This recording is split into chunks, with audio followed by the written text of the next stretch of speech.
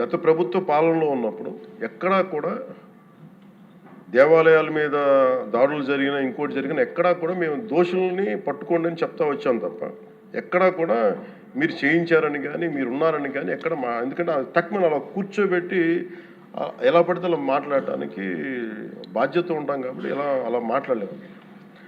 అలాగే ఇది కూడా గౌరవ ముఖ్యమంత్రి గారు రోజు ఎన్డీఏ సభలో చెప్పినప్పుడు మాకు కూడా ఏమనిపించిందంటే దీన్ని ఎలాగా అడ్రస్ చేయాలో నాకైతే ఇంటికి వెళ్ళాక నాకు అర్థం కాదు. ఇలాగ యానిమల్ ఫ్యాక్ట్ కూడా కలిసి ఇది ఎన్డీడీబీలో వచ్చింది అని నేషనల్ డైరీ డెవలప్మెంట్ బోర్డు దాంట్లో. సో ఇవన్నీ కూర్చోబెట్టి మాట్లాడుతున్నప్పుడు నేను తర్వాత మార్నింగ్ నేను ట్వీట్ చేశాను అధ్యక్ష. దాని మీద ఎందుకు ట్వీట్ చేయాల్సి వచ్చిందంటే వరుసగా నన్ను ట్యాగ్ చేస్తే చాలా మెసేజ్లు వస్తూ ఉన్నాయంట.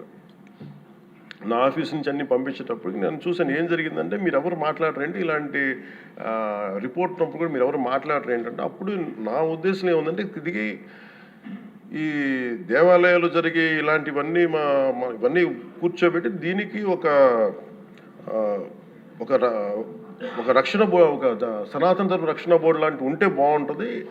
ఎందుకంటే ఇలాంటి కూర్చోబెట్టి చాలా న్యూట్రల్గా చాలా ఆబ్జెక్టివ్గా చేయొచ్చు ఇవి అనే ఉద్దేశంతో నేను పెట్టాను అధ్యక్ష. నాకు గిల్ట్ ఎక్కడొచ్చిందంటే అరే ఇవన్నీ మనకి లాస్ట్ 2-3 years మా టెంపుల్ దగ్గర తిరుమలకి వెళ్ళినప్పుడు కూడా గౌరవ మంత్రివర్యులు మనోహర్ గారు మేము వెళ్ళినప్పుడు మా దృష్టికి చాలామంది తీసుకొచ్చారు అధ్యక్ష. మేమే 2-3 పర్యాలు మేమే మాట్లాడుకున్నాం. సో నాకు అవన్నీ గుర్తొచ్చి అరే మనకి తప్పు జరిగింది తెలిసి మనం దాన్ని సరిగ్గా తీసుకెళ్ళకపోయిన ఒక పశ్చాత్తాపంతో నేను ఒక దీక్ష చేశాను అధ్యక్ష. ఆ తర్వాత దాన్ని అందరూ అన్ని రకాలుగా తీసుకెళ్ళారు సార్ 3 parties. అలాగే మాకు తర్వాత మొన్న గౌరవ ముఖ్యమంత్రి గారు మనకి కేశవ్ గారు మా క్యాబినెట్లో కూర్చున్నప్పుడు మా దృష్టికి తీసుకొచ్చింది అసలు ఈ నెయ్యే లేదనేది చాలా స్పష్టంగా తెలియదు. మాకేమనిపించిందంటే ఏదైనా సరే innovation is very important in life. Innovation లేకపోతే ఈ పాటికి ఒక్కొక్కరు ఒకలా ఇన్నోవేట్ చేస్తారు. బట్ ఈ పర్టికులర్ ఈ గత ప్రభుత్వంలో ఉన్న వ్యక్తులు వీళ్ళు అరాచకంలో ఇన్నోవేషన్ చేశారు. వీళ్ళు కల్తీలు కూడా అంటే మామూలుగా ఒక నెయ్యి కావాలంటే పాలలో నుంచే కాకుండా రసాయనాల నుంచి కూడా తీయచ్చు, మిగతా వాటి నుంచి కూడా తీయచ్చు అని చేసి చూపించారు.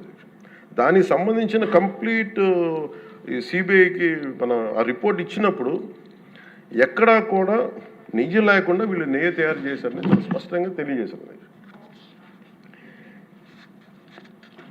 ఇప్పుడు మనం ఏం మాట్లాడుతున్నాం వీళ్ళందరితో అంటే ఎక్కడా కూడా ఈ సభ సాక్షిగా చెప్తున్నాను, ఇది ప్రజలకు కూడా తెలియాలి, ఎక్కడా కూడా గత ప్రభుత్వం తాలూకు హెడ్ చేసిన వ్యక్తి చేశారని ఎక్కడ కూడా నేను ప్రత్యేకించి మాట్లాడాలి. నేనేం చెప్తాను, టీటీడీ పాలక మండలి బాధ్యత ఇది.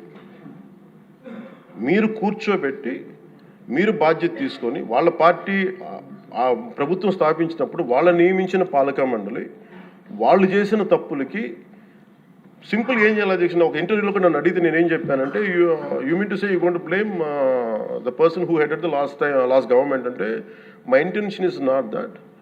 My intention is always to say that who did this, who are the perpetrators. A perpetrators is more or less they are the TTD board.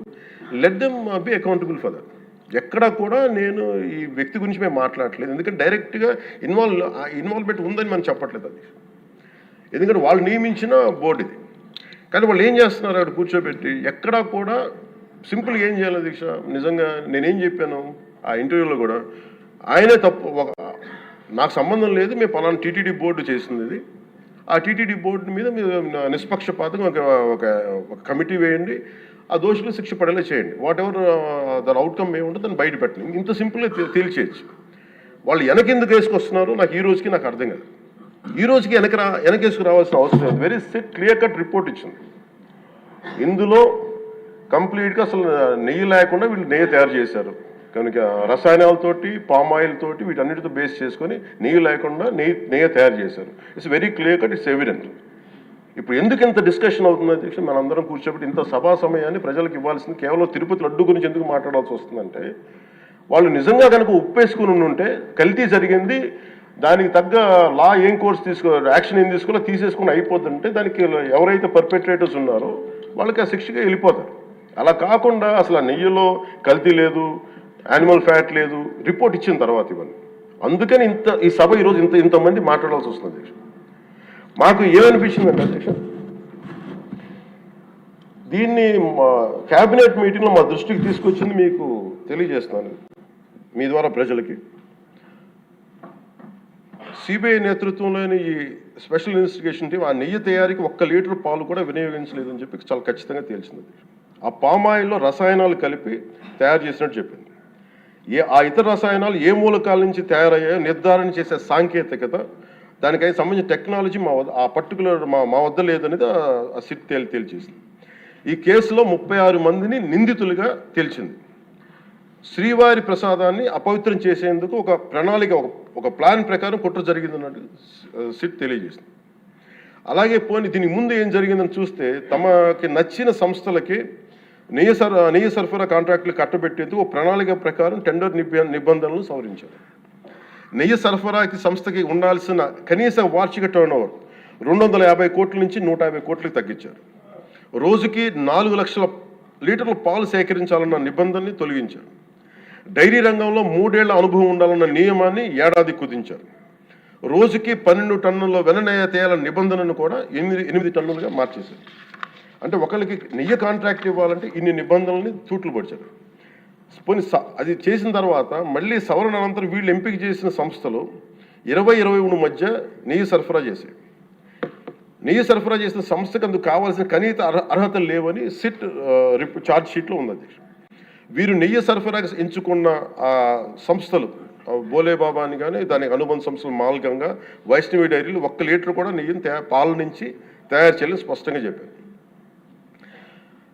ఇది 1924 మధ్య 11 కోట్ల మంది భక్తులను శ్రీవారిని దర్శించుకుంటే ఆ కాలంలో మొత్తం 48 కోట్ల లడ్డు ప్రసాదాలు విక్రయం జరిగింది. దాంట్లో సుమారు 20 కోట్ల లడ్డూలు నకిలీ నెయ్యితో తయారయ్యాయని చెప్పి టీటీడీ రికార్డ్స్ తెలియజేస్తాం.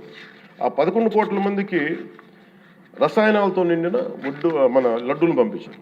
అలాగే ఇందులో 1,00,000 లడ్డూలు కూడా అయోధ్య రామ మందిర ప్రారంభోత్సవానికి పంపిణీ చేశాం. పంపిణీ చేశారు. నేను మొన్న మన క్యాబినెట్లో మన గౌరవ ముఖ్యమంత్రి గారు మేమందరం కూర్చొని మాట్లాడుతున్నప్పుడు నాకు పర్సనల్గా నాకు మెసేజ్లు ఏంటంటే, అమరావతి మన ఈ అయోధ్యకి పంపిన లడ్డూలు ఈ లడ్డూలు కాదు, ఇవి వేరే లడ్డూలు. అలా ఎలా తేడా చెప్తారు వీళ్ళు? దానికోసం ప్రత్యేకంగా అంటే అక్కడ నిబంధనలు ఎక్కడా కూడా మీరు నెయ్యి మేము పలానోళ్ళు కొన్నారు మాకు డీటెయిల్స్ ఇస్తూ ఉన్నారు. నేను ఆ సభాముఖంగా ఎందుకు వాళ్ళకి పేర్లు ప్రస్తావించారు ఆ చెప్పిన వ్యక్తులు కానీ వీళ్ళు కానీ. నేను అడిగింది ఏంటంటే, ఓకే మీకు దాని మీద ఆధారాలు ఏమున్నాయి, మీరు ఈ లాటే పంపించారు అయోధ్యకి అనేది మీకు ఏముంటాయి? ఎక్కడ ఏం లేదు, అన్ని గాల్లో మాట్లాడుతున్నారు వీళ్ళందరూ. ఇప్పుడు ప్రత్యేకించి మేము అడుగుతుంది ఏంటంటే, దీనికి సంబంధించి కంప్లీట్ పాలక మండలి బోర్డు, టీటీడీ పాలక మండలి board, they have to take responsibility.